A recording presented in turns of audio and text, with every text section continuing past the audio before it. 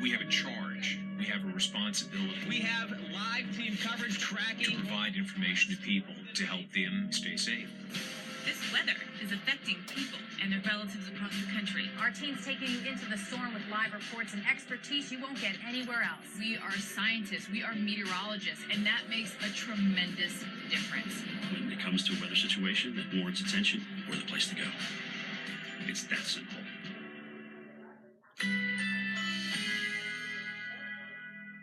A wind advisory is in effect.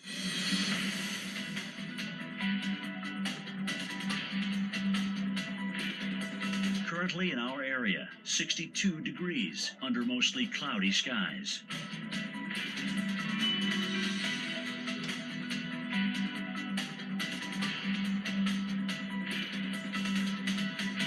Tonight, periods of rain, low 51. Rainfall near a ½ inch. Tuesday, windy with thunderstorms, high 61. Chance of rain, 80%. Tuesday night, cloudy, slight chance of a shower through the evening, low 41. Here's our 7-day outlook.